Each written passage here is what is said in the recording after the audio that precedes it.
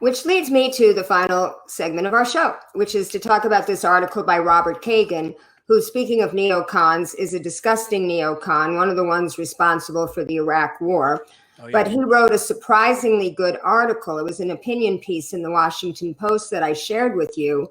And it had, I thought it backed up with a lot of facts and a lot of good analysis what's going on.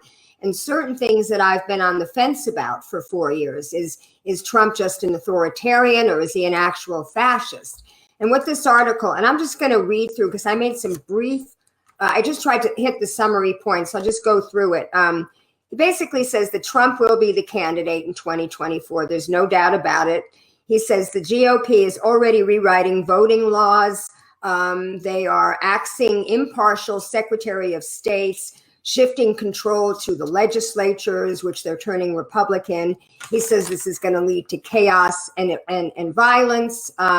If Trump doesn't win, they're going to challenge the election. There's going to be another insurrection. He says what the Democrats are doing right now is appeasement, and they're underestimating the fascist nature of this. He's saying it's a crisis in the democracy, the constitutional democracy. Now, I know we on the left say that we don't have a real democracy. We have an oligarchy because, the government and the politics are run by the wealthy. But he's basically talking about our whole system of constitutional democracy being destroyed. He says the founders didn't see the crisis because they didn't see parties. And the GOP right now is kowtowing to Trump because he did kowtow to him because he implemented their priorities, which were all these conservative justices, cracking down on immigrants, deregulating businesses, reducing taxes on the wealthy. And the founders didn't see that this party solidarity transcend. He said what they saw was the separation of powers would keep our democracy, but they didn't see that the party solidarity transcends that. They didn't foresee members of Congress or the judiciary not checking members of their own party. And we already see what's happened to, the Supreme Court. He says that Trump supporters are not ordinary Republicans. They see Trump laugh in the face of people, and that's what they like about him. He says there's a stronger bond between the leader and followers than any other movement, any other political movement in our entire country. And he goes through some other movements. He says even Reagan had people criticize him when he failed to deliver. But what Trump delivers is himself. And he says, and I'm just going to read a couple of paragraphs because I think these are salient. Trump is different, which is one reason the political system has struggled to understand, much less contain him. The American liberal worldview tends to search for material and economic explanations for everything. And no doubt a good number of Trump supporters have grounds to complain about their lot in life. But their bond with Trump has little to do with economics or other material concerns. They believe the U.S. government and society have been captured by socialists, minority groups, and sexual deviants. They see the Republican Party establishments as corrupt and weak, losers, to use Trump's word. Unable to challenge the reigning liberal hegemony, they view Trump as strong and defiant, willing to take on the establishment, Democrats, rhinos, liberal media, Antifa, the Squad, big tech, and the Mitch McConnell Republicans. His charismatic leadership has given millions of Americans a feeling of purpose and empowerment, a new sense of identity. While Trump's critics see him as too narcissistic to be any kind of leader, his supporters admire his unapologetic militant selfishness. Unlike establishment Republicans, Trump speaks without embarrassment on behalf of an aggrieved segment of Americans, not exclusively white, who feel they've been taking it on the chin for too long, and that's all he needs to do. And he says that 90% of these Republicans that were at the January 6th thing were not tied to groups.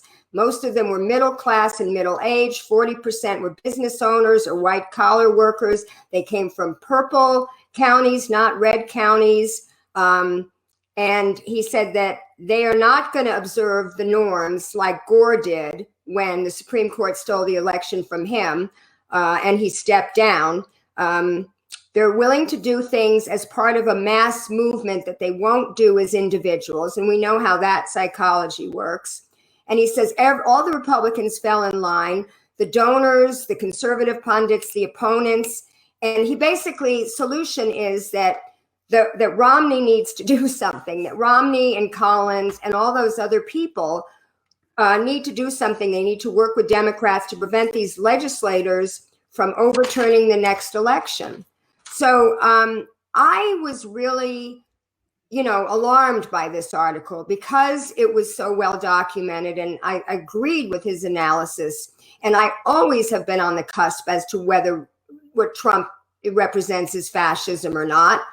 And I wanted to know, sorry to take so long, but I did want to summarize it because the Washington Post is on a paywall.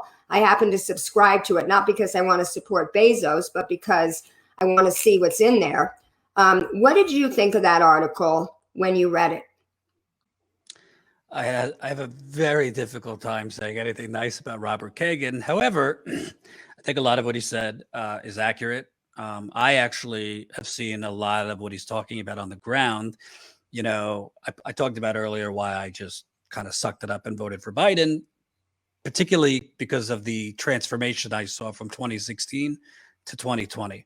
Not that in 2016, Trump wasn't dangerous or saying crazy things, but to me, it was mostly a circus element. People were poo-pooing at the media, this and that.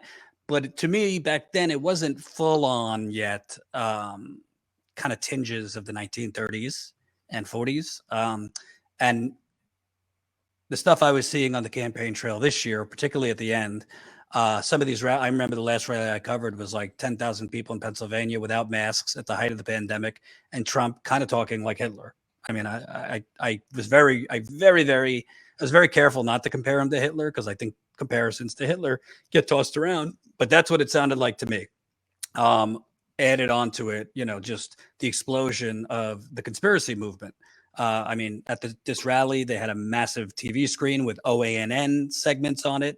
And it was really chilling, just watching just this sea of massless people just thriving on, being reckless with their health. Trump was throwing a lot of red meat about the other, kind of this white replacement theory kind of stuff. So to me, you mix that. And I do think a lot of those people, believe it or not, from what I've seen, at the base of it, there is some economic frustration because a lot of them have had jobs sent away, things like that. But that's not the only reason they're acting like this.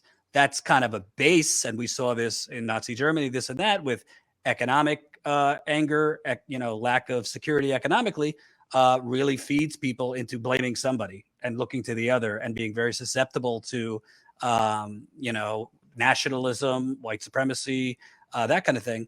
So when you couple that, which is exploding, I think Trump has kind of reignited the white people, the aggrieved white man's last stand in America. I think that's what the Trump era is. Although I've seen so many African-American and Latino Trump supporters, it's not even funny. Most of the things I've been to, that has been minimal. I mean, I'm sure you've seen it. Yeah. But it is, by the way, it hasn't really been discussed. Trump did better. 4% better among Black voters, 6% better than Hispanic voters. You could say that's not a lot. That's a lot for a Republican spewing the things Trump spews.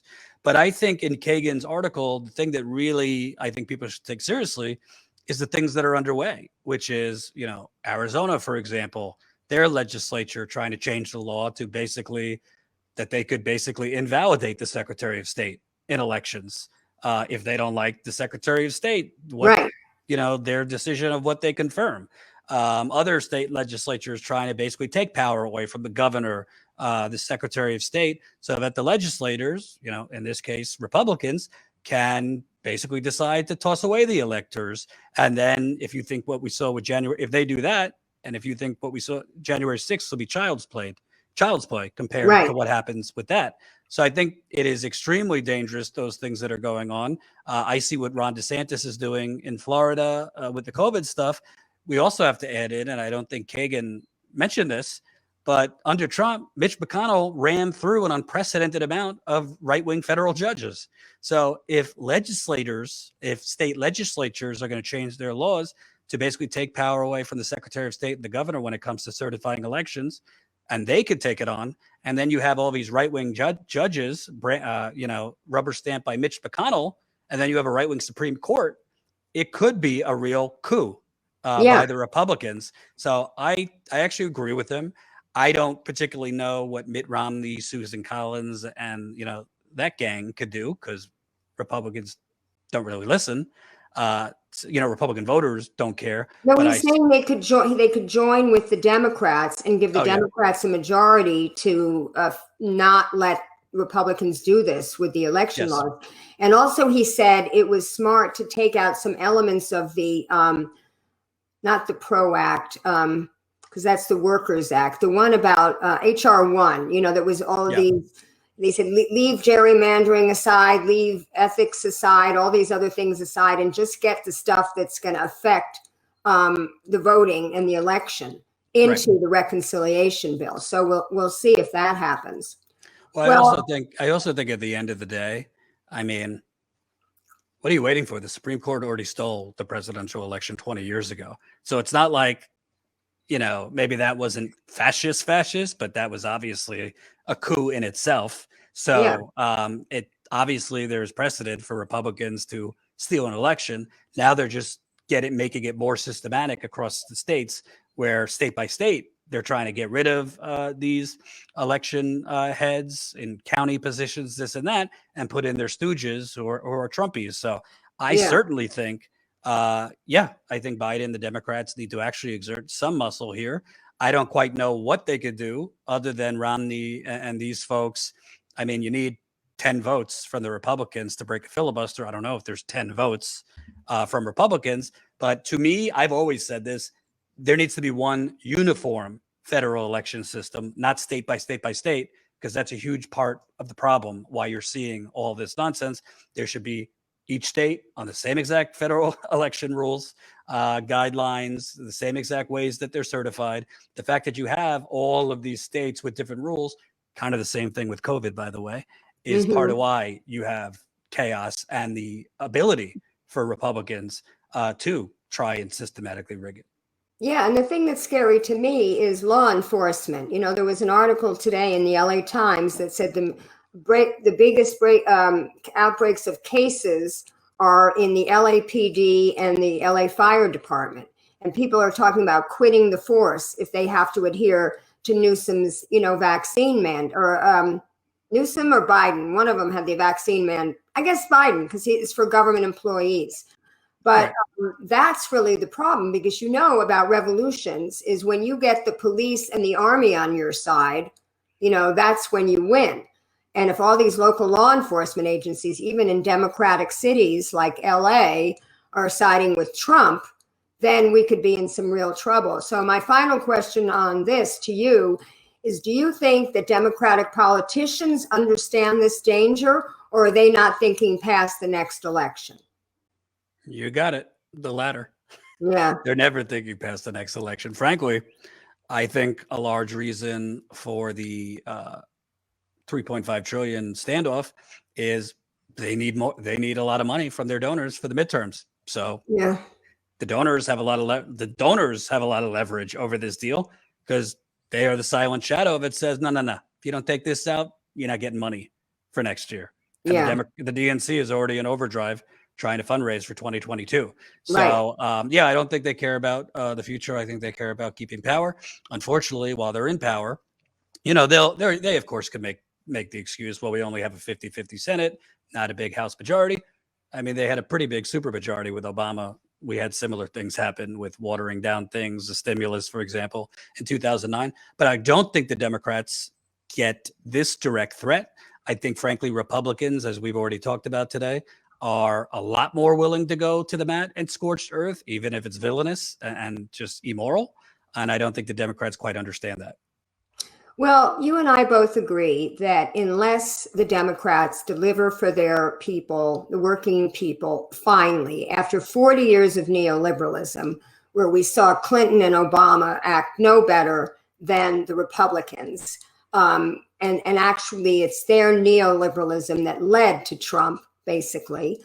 I mean, look at everything that Clinton did. You know, if it was a Republican, they would never have let him do it, whether it was NAFTA outsourcing all those high-paying jobs, or deregulating the banks, or deregulating the media, you know, or whatever he was trying to do. He was actually working on cutting Social Security and Medicare when the Lewinsky scandal popped up. I mean, it was only because of that he stopped that nefarious plan.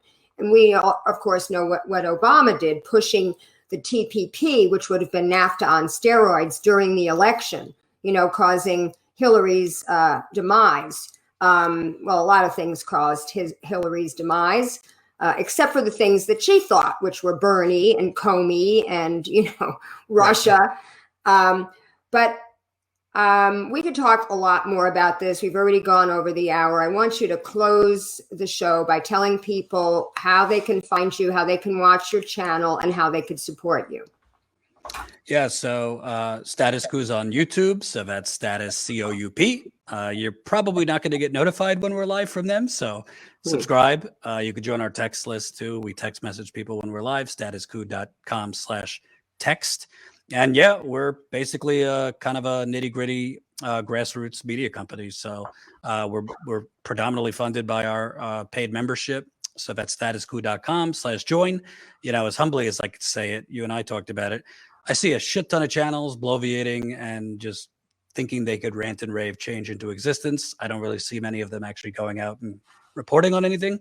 So yeah, if you value, you know, in the field, independent journalism, we really appreciate your support. statuscoup.com/join. Right. And I want to close by telling people that tomorrow is the day. And if everybody can toss off an email or a tweet or a Facebook message to their representative, assuming they're Democrats, and telling them to hold their vote, to vote no on this infrastructure bill tomorrow, unless and until they have some sort of deal with the reconciliation bill that isn't watered down to, you know, 1 trillion or 2 trillion. We need 3 trillion at least, right, Jordan? That's what we're holding out for.